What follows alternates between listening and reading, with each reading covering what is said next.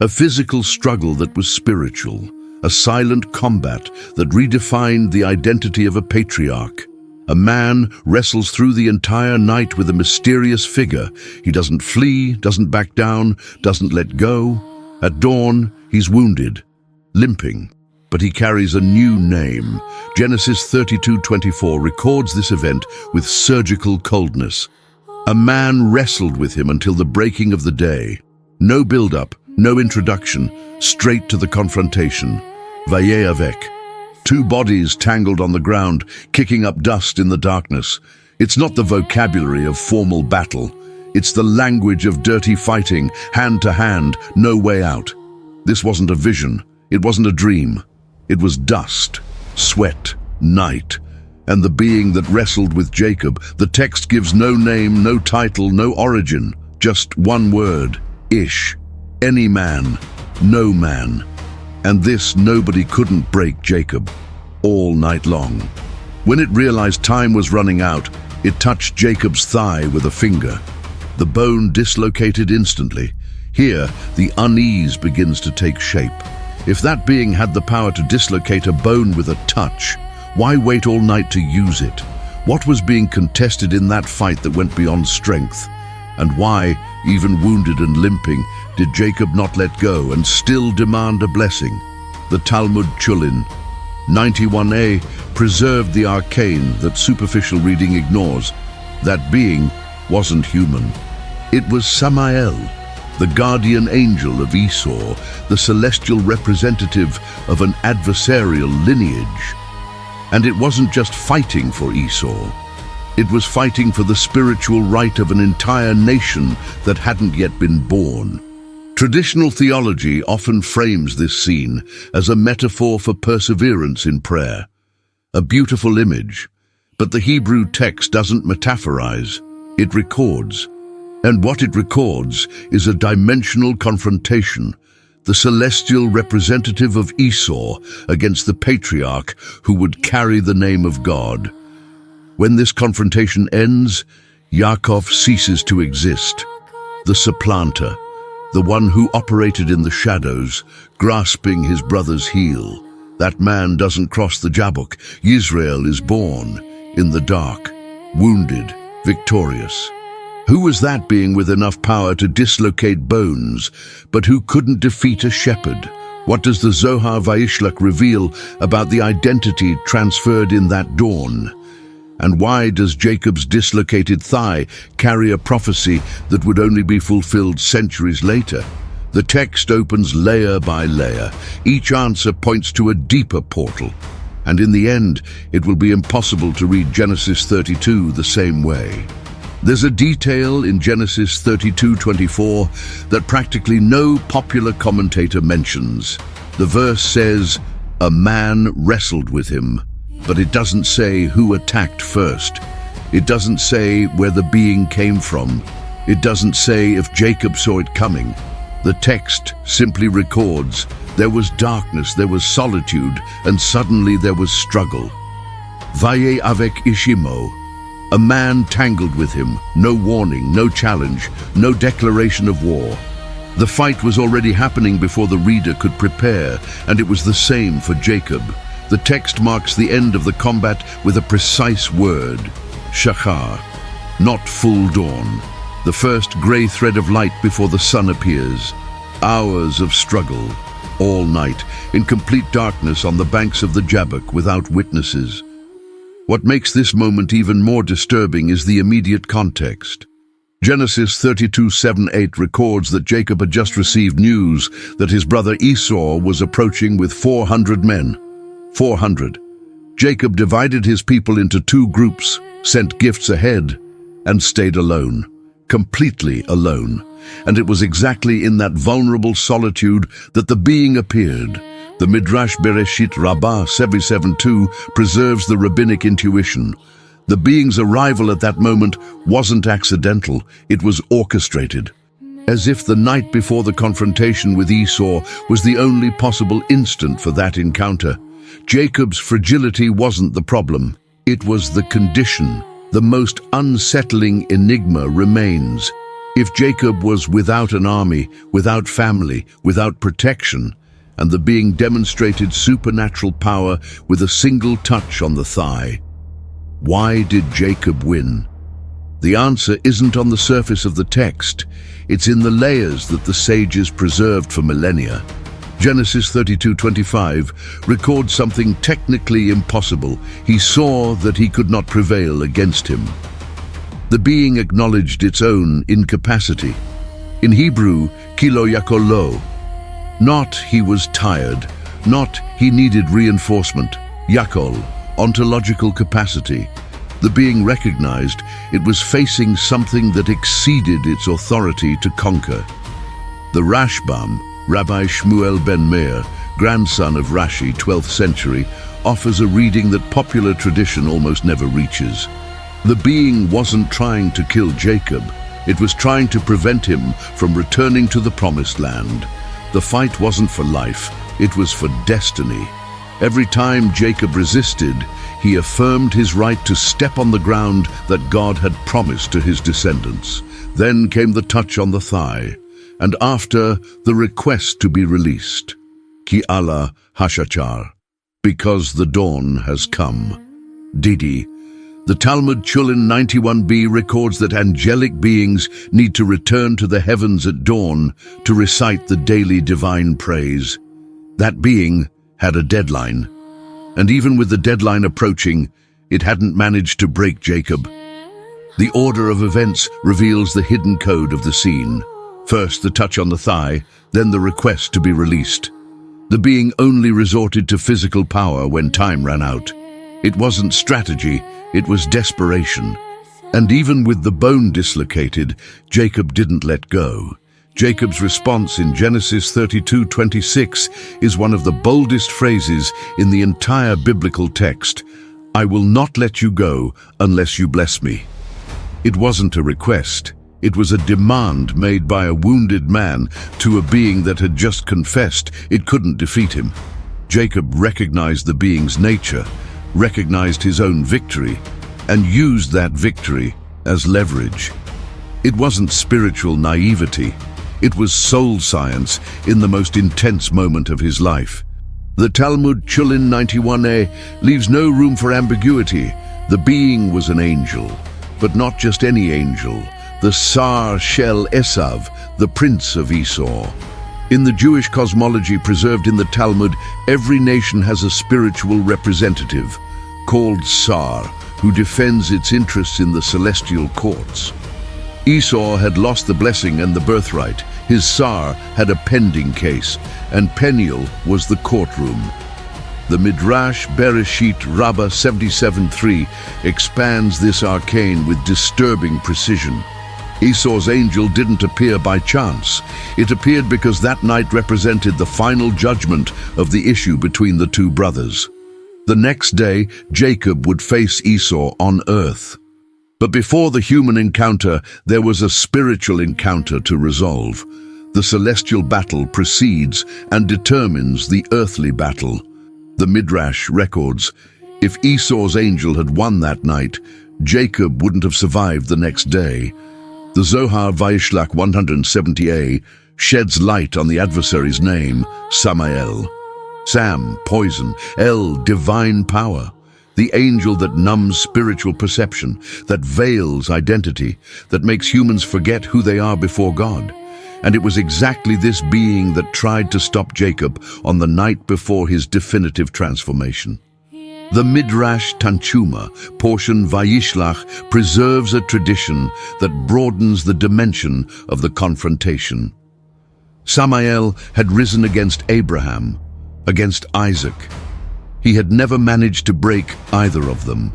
Jacob was the third patriarch, and he carried within him the accumulated resistance of the three, not biologically, spiritually, as if the struggle of each previous generation had strengthened the next. The sages identified in this revelatory silence of the text a logic that changes the reading of the entire episode. Jacob didn't fight as an individual. He fought as the representative of a spiritual chain of 3 generations. And when he won, he didn't win just for himself. Yaakov, The name Jacob carried since birth, heel, the lowest part of the human body, the place farthest from the head, from thought, from vision. Genesis 25:26 records the origin. Jacob came out of Rebekah's womb holding Esau's heel. It wasn't just a birth position, it was a prophecy of character. The man who would operate at the lowest level, through cunning, through scheming, through ground-level vision. The Zohar Vayishlach 170b reveals what's hidden in the other name, Yisrael. Li Rosh, to me the head. Or in the more established reading, Yashar El, straight before God. The transformation wasn't a name swap. It was an ontological inversion, from heel to head, from cunning to righteousness, from low vision to elevated vision. And all this happened through the struggle, not despite it. The Talmud Bereshit 13a records a detail that most don't know. After the name change, the text still calls the patriarch Jacob on various occasions. The sages debated this point intensely. The preserved conclusion, the two names coexist with different functions. Yaakov describes the relationship with the natural world, with time, with human history. Yisrael describes the relationship with God, with the eternal, with the purpose that transcends history. The same person, two dimensions of existence simultaneously active. The Zohar Vayishlach 171a reveals a secret dimension in the act of naming itself. The being asks, "What is your name?" Genesis 32:27, and Jacob answers, Yaakov. The Zohar teaches that this confession was necessary. Before receiving the new name, he had to declare the old one, not as defeat, as radical honesty in the face of confrontation. Jacob needed to acknowledge who he had been, to receive who he was becoming. The unfathomable depth of this process runs through the entire text.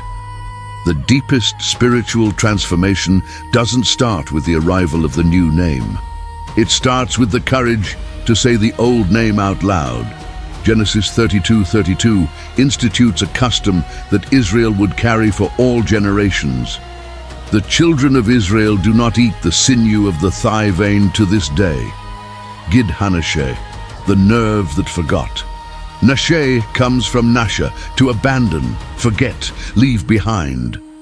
The nerve touched by the angel received a name that's a permanent memory of a wound that shouldn't be forgotten.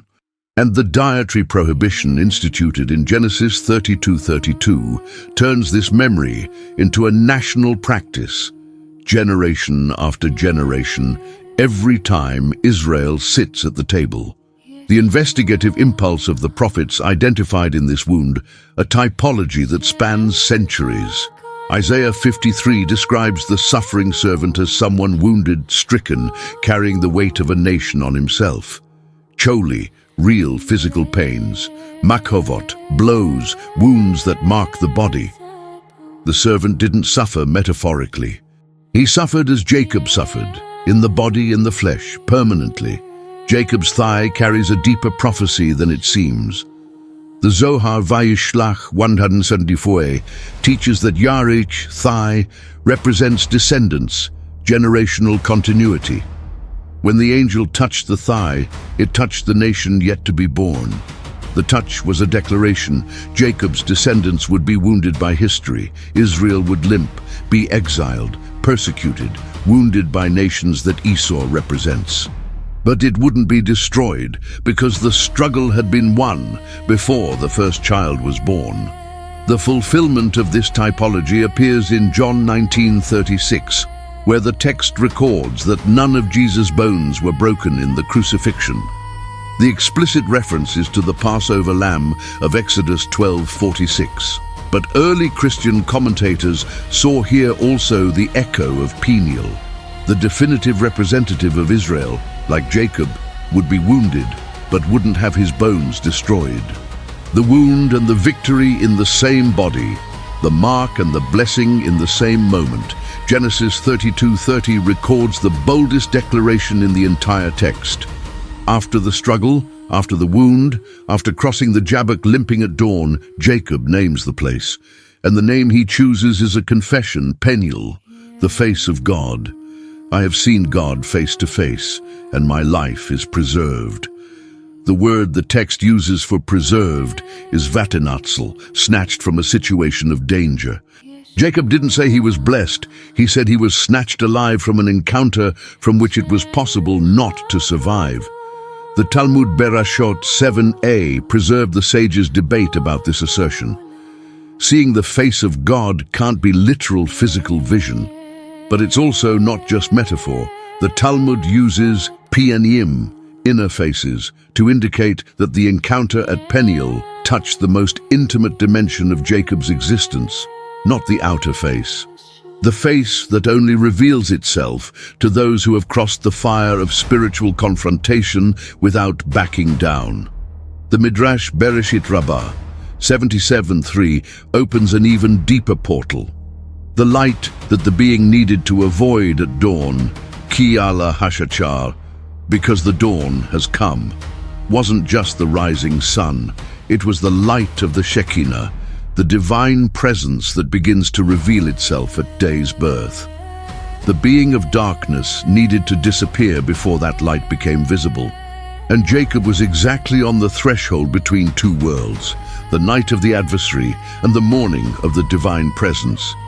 Peniel wasn't just a place on the map, it was an axis between two dimensions of time. The Zohar Vayishlach 172a closes this arc with a revelation that resonates deeply. Peniel isn't just the face of God, it's also Lifnim, the interior of God. The place where Jacob saw God's face was the same place where he recognized, reflected in that face, his own renewed identity. God's face returned Israel to Jacob, and the text strategically leaves unanswered Jacob's last question to the being, "Tell me your name." The being refuses, doesn't answer, disappears with the dawn. The Talmud Chullin 91a suggests that revealing the name would have given Jacob the power to invoke that being. The refusal was the last attempt to preserve an advantage that had been lost hours before, in the dark, in the dust of the Jabbok. The episode of Peniel reveals a principle that Israel's ancestral wisdom preserved carefully. The deepest spiritual identity isn't conferred, it's conquered in confrontation, not in the sense of merit, in the sense that certain dimensions of being only open when everything else has been stripped away. The Talmud Sanhedrin 98b records that history's great transformations were always preceded by crises in which continuity seemed impossible. Jacob at Peniel is the archetype of this pattern, and the biblical text preserved it as such. The Midrash Tanchuma, portion Vayishlach 8, records that the sages taught something of immense scope. The change from Yaakov to Yisrael wasn't just personal, it was structural. What was fragmented in humanity since Adam began to be repaired when Jacob refused to release the being without receiving the blessing. The sages called this process tikkun, repair, restoration of something broken long before Peniel. For those who recognize this arcane in the scriptures, the theological implication is precise. Suffering and struggle aren't evidence of abandonment. They're the structure of the transformation process. The Zohar Vayishlach 175b teaches that the angle by which Samael wounded Jacob, the thigh, the descendants, was exactly the angle by which the blessing would operate. It would be through Jacob's wounded descendants that the restoration of everything the angel's touch had damaged would come. The wound and the blessing were in the same place from the beginning.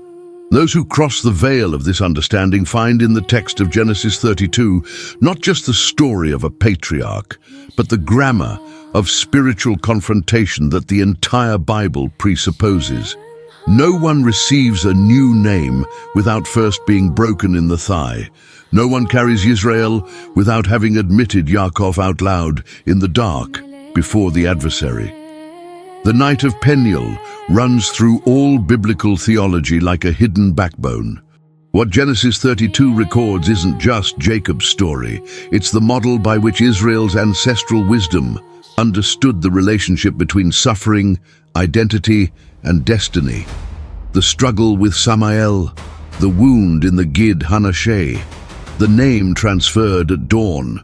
Each element reveals a layer of transformative knowledge that rabbinic tradition preserved, and that superficial reading never reaches. Yaakov was the man of the heel, of ground-level vision, of cunning. Yisrael is the one who rules with God, identity rebuilt in confrontation, name extracted from within, through the hardest struggle of his existence. The arcane fulfilled in Christ closes the circle that Peniel opened. The suffering servant of Isaiah 53, wounded but not destroyed, is the definitive Jacob. Jacob's thigh was touched and he limped through history. But the Messiah who was born from that lineage rose without a broken bone. The veiled promise in Peniel awaited the fulfillment that arrived when dawn, this time, didn't end the struggle. It ended death.